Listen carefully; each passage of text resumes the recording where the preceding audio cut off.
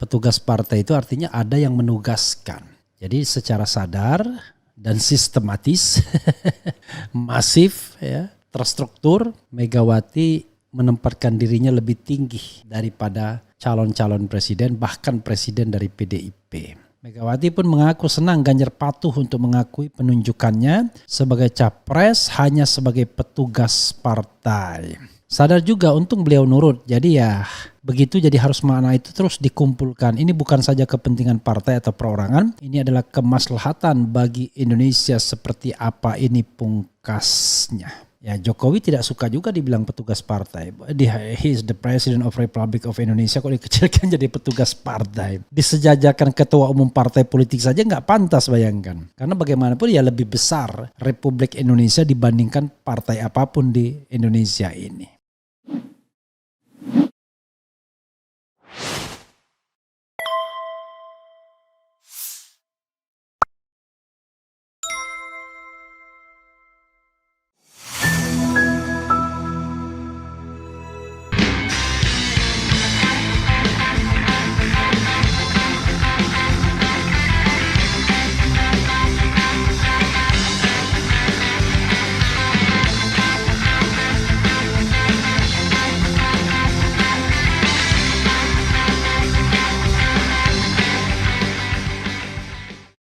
Meskipun memang saya juga bilang, awas kalau kamu nggak ngomong ya, kamu kader partai, petugas partai. Nah, untung beliaunya nurut. Awas kalau kamu nggak ngomong ya, kamu kader partai, petugas partai.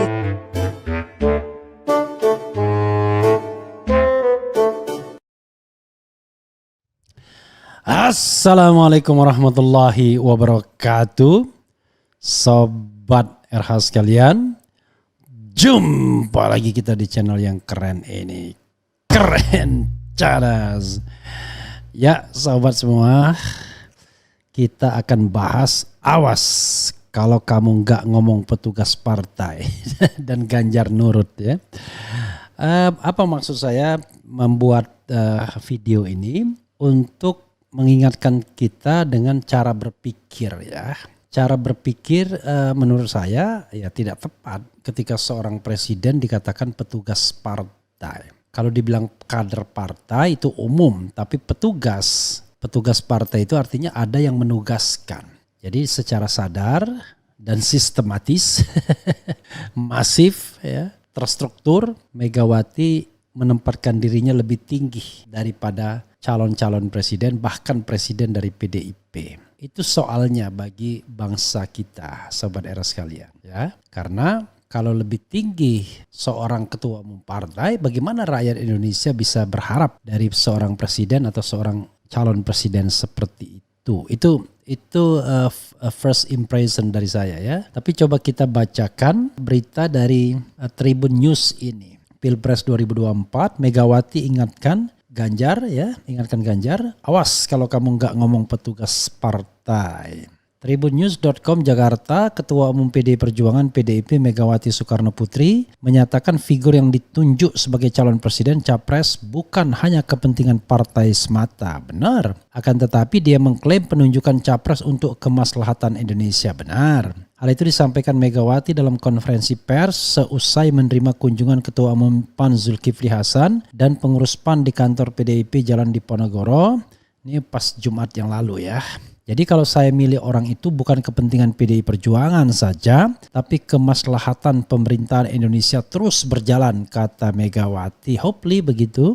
Presiden RI kelima itu menyatakan pemilihan Ganjar sebagai capres juga diklaim bukan kepentingan partai. Akan tetapi dia tidak menampik Ganjar sempat diminta untuk mengakui sebagai petugas partai. Jadi kalau pilih Pak Ganjar itu bukan kepentingan partai, meskipun saya bilang awas kalau kamu nggak ngomong ya, kamu kader partai, petugas partai, jelasnya. Megawati pun mengaku senang Ganjar patuh untuk mengakui penunjukannya sebagai capres hanya sebagai petugas partai. Sadar juga untung beliau nurut, jadi ya begitu, jadi harus makna itu terus dikumpulkan. Ini bukan saja kepentingan partai atau perorangan, ini adalah kemaslahatan bagi Indonesia seperti apa ini pungkasnya. Ya, sahabat era sekalian ya. Kalau kita bicara begini, ketika saya di Inggris, don't trust ya with somebody who speak trust me. Kira-kira begitulah ya. Jadi don't trust ya with somebody who say trust me ya, who say trust me. Jadi jangan percaya dengan seseorang yang mengatakan percayalah kepada saya. Maksudnya apa? Ya itulah, kadang-kadang kita harus reading between the lines. Atau kita bicara panggung depan dan panggung belakangnya. Kenapa misalnya Megawati mengusulkan Ganjar Pranowo, panggung depannya untuk kepentingan bangsa dan negara. Tapi panggung belakangnya salah satunya adalah ya karena elektabilitas Ganjar moncer menurut lembaga survei. Sekali lagi menurut lembaga survei. Dan elektabilitas Puan Maharani tidak moncer. Karena kalau elektabilitas Puan Maharani moncer walaupun misalnya kapasitas Ganjar lebih baik, ya Puan lah yang akan diajukan. Jadi as simple as that. Dan itu sah-sah saja dalam politik. Kenapa Nasdem misalnya mencalonkan Anies Baswedan? Ya tentu melihat peluang menang juga. Selain kualitas dan kapasitas. Kenapa Prabowo Subianto masih nekat dan semangat betul untuk maju? Karena dia lihat peluang menang juga. Apalagi kalau dekat-dekat dengan Jokowi atau di-endorse oleh Jokowi. Jadi tidak ada yang aneh dalam politik itu. Orang bicara demi kemaslahatan bangsa, negara dan lain sebagainya. itu separuhnya agak bullshit, separuhnya ya. Tetapi yang paling utama adalah politik itu adalah bagaimana merebut kekuasaan ya. Bagaimana kita merebut atau mendapatkan kekuasaan ya, kapan dan dengan cara yang bagaimana. Begitu. Jadi bagaimana merebut kekuasaan, oleh siapa, dengan cara yang bagaimana. Nah, itulah politik. Sekarang kalau kita bicara politik elektoral ya tentu semuanya pengen menang. Kalau boleh memilih ya tentu Mega pengen mengusulkan Puan Maharani. Tapi kalau mengusulkan Puan Maharani, menurut hasil survei so easy katanya untuk dikalahkan. Karena itu dia tetap memajukan Ganjar Pranowo yang awal-awalnya banyak dinyek sendiri oleh kader partai kader partai PDIP seperti misalnya yang dilakukan oleh Trimedia Panjaitan ketika di ILC mengatakan apa prestasi Ganjar dan lain sebagainya, termasuk juga Masinton Pasaribu ketika di sini. Tapi begitu Megawati dihadapkan pada realitas bahwa Puan Maharani nggak naik-naik juga walaupun berusaha dikatrol oleh Dewan Kolonel yang digawangi oleh mantan jubir KPK itu Johan Budi, maka Megawati realistis kembali kepada Ganjar Pranowo sebagai calon presiden pilihannya untuk ditandingkan dengan calon-calon lainnya. Jadi ada perhitungan menang kalah, nggak mungkin dong hanya perhitungan yang lain saja. Yang kedua, soal yang terkait dengan petugas partai. Begini, urusan politik itu bukan urusan yang sifatnya private. Ini urusan publik ya. Jadi public affairs. Walaupun PDIP itu partai yang katakanlah untuk internal PDIP sendiri, tapi PDIP tidak boleh mengatakan bahwa urusan mereka hanyalah urusan internal. No. Urusan mereka adalah urusan rakyat Indonesia juga karena mereka kan dipilih oleh rakyat yang bukan hanya warga PDIP. Mungkin sebagian besar pemilihnya justru tidak punya KTA PDIP. Karena itu dia harus bisa menempatkan bagaimana seorang presiden itu pada tempat yang pas. Nah, karena kita sistem pemerintahan presidensil bukan parlementer, maka sesungguhnya partai politik itu hanyalah pemasok calon pemimpin. Begitu dia menjadi pemimpin, ya maka berlakulah kata-kata Presiden Amerika Serikat, saya lupa ya, Abraham Lincoln kah, John F. Kennedy kah, bahwa begitu pengabdian saya kepada bangsa dimulai, maka loyalitas kepada partai berakhir. Karena dia harus bekerja sebagai Presiden Republik Indonesia, bukan presidennya PDIP, apalagi presidennya para relawan.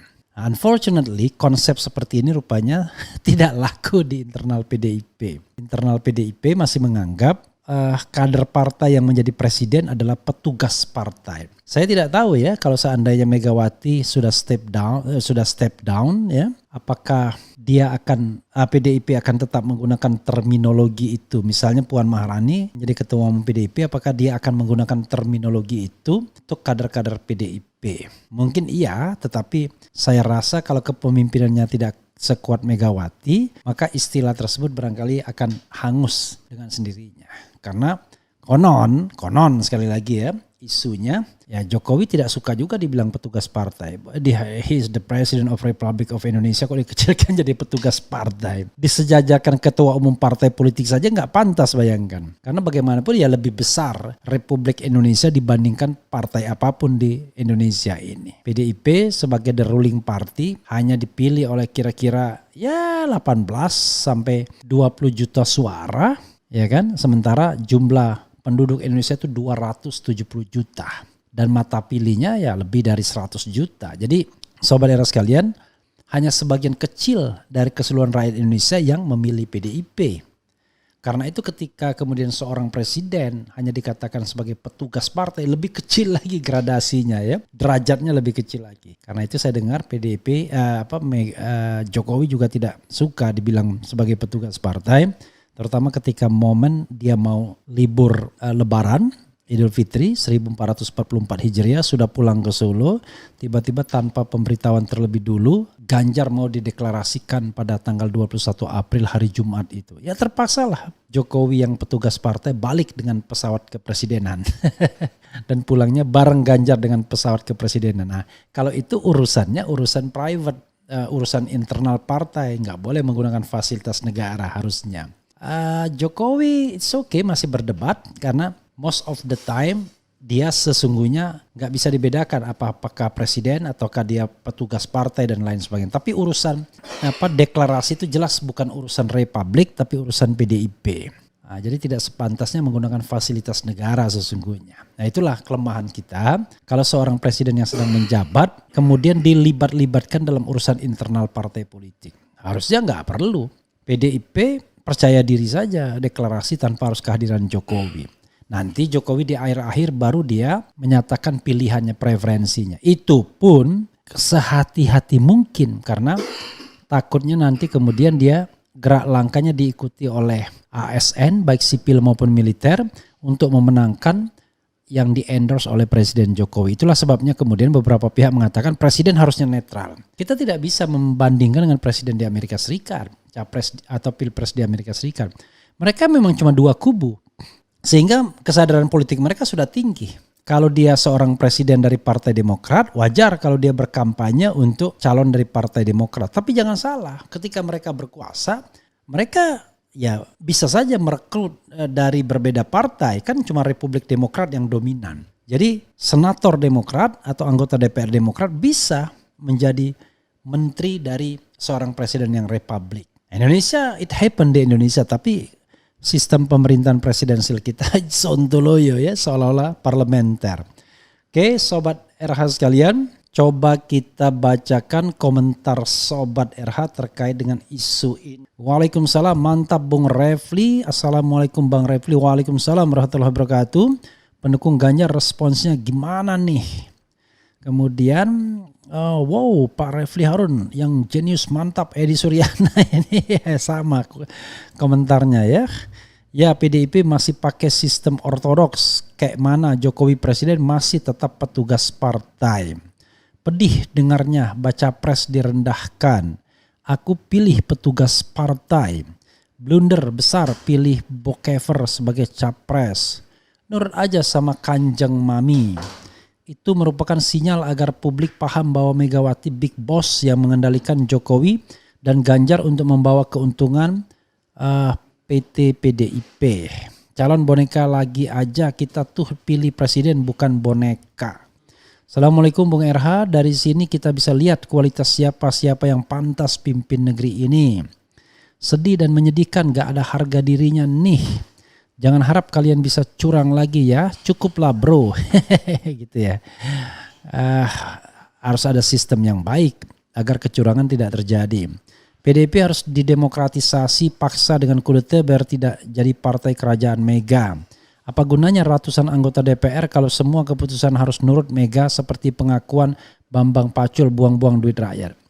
Ya tidak bisa disalahkan Megawati juga karena itu adalah tradisi politik di Indonesia yang juga diikuti partai lain. You name it. Belum ada partai yang demokratis ya. Yang agak demokratis sedikit PKS lah. Minimal keputusannya oligarkis, tidak satu orang saja karena tidak ada orang yang memiliki PKS.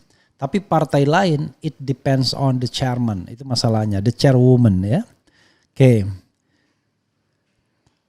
Kita punya Allah, nggak usah takut dan cemas Pak Anies, mereka zolim ada saatnya. Maksudnya apa ini? Seakan jabatan presiden tidak ada harganya. Sebagai mantan presiden kelima, Ibu Megawati harusnya mengerti ketika seseorang sudah menjadi presiden itu adalah pengemban amanah rakyat, ya gitu ya. Jadi tidak bisa lagi dikecilkan hanya sebagai seorang petugas partai. Karena kalau dia sudah jadi presiden, urusannya bukan lagi dengan internal PDIP. Dia tidak dipilih oleh PDIP, dicalonkan PDIP iya. Itu pun PDIP tidak bisa nyalon sendiri kemarin itu. Harus bergandeng bersama-sama dengan partai, mungkin sampai ya, tapi yang jelas dia mencalonkan dengan partai lain bersama-sama. Sehingga ketika dia terpilih, yang membuat dia terpilih bukan lagi partai tersebut, tapi rakyat Indonesia, pemilih yang membuat dia pemilih. Nggak tahu juga kalau yang membuat dia terpilih KPU itu soal lain, itu soal kecurangan. Tapi theoretically ya, on the paper yang memilih adalah rakyat Indonesia. Karena itu urusannya sudah kepada rakyat Indonesia. Jadi kalau kita bicara hubungan hukum, ya, hubungan hukumnya adalah dengan partai politik ketika kandidasi pencalonan untuk memenuhi 20% kursi. Tapi begitu dia sudah terpilih, hubungannya dengan rakyat Indonesia. Karena itu seorang presiden tidak bisa tidak. Harus lebih patuh kepada rakyat Indonesia ketimbang patuh kepada ketua umum partai politik. Karena dia adalah the President of Republic Indonesia, dia adalah pemegang mandat sebagai Chief Executive Officer ya, sebagai kepala pemerintahan dalam sistem pemerintahan presidensial Indonesia. Ya, sobat era sekalian, itu saja kita lihat bagaimana perkembangan selanjutnya. Tapi ini pembelajaran demokrasi, pembelajaran konstitusi, hukum tata negara, politik, etika publik dan lain sebagainya. Petugas partai ya teruslah menggunakan istilah tersebut yang menurut saya tidak akan baik juga suatu saat kelak. Wassalamualaikum warahmatullahi wabarakatuh. Ciao.